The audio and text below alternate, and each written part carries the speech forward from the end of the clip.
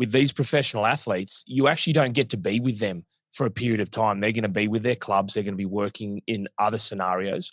How do you communicate? How do you work with the strength and conditioning coaches that are managing the team setups and the team environment?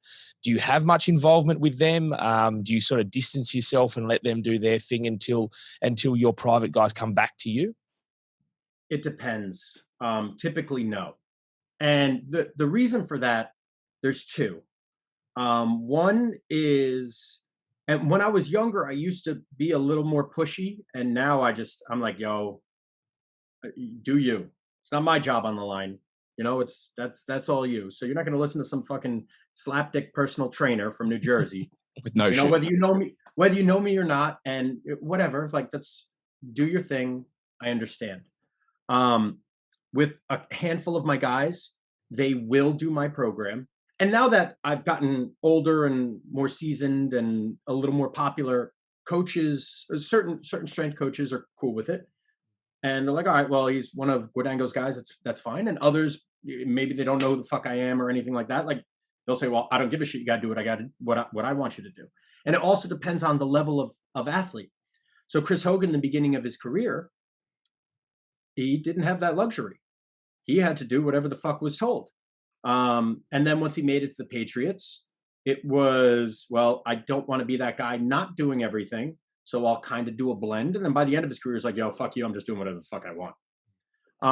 A Devin McCourty will take my advice and do his own thing. The other thing I try to do with my pro guys is I do try to teach them how to take care of themselves. I don't like with all my athletes, as a matter of fact, it's stupid on my part, but I don't like being the guy with all the answers. Like, I want to give someone all the answers that I have so you can critically problem solve for yourself. And I'm not always going to be there because I never answer my fucking phone. I don't answer text messages. I'm an idiot. So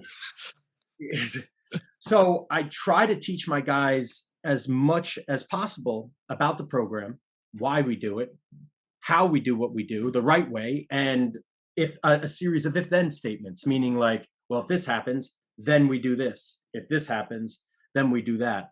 Earlier in my career, I'd be really strict about this is the program, try to stick to it.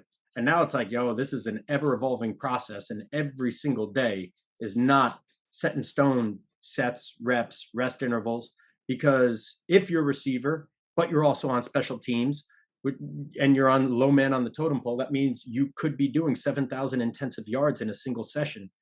What the fuck am I going to do with you in a weight room? Like, this is no way. So, and I'm not there. So just because it's written on the paper, I have guys that have like almost extreme OCD and they have to do whatever's on the paper. I'm not going to put them through that. So it's a slippery slope when guys leave. And believe it or not, when I text my guys, I very seldom even talk about the sport. When I check up on them, like, hey, how's the family?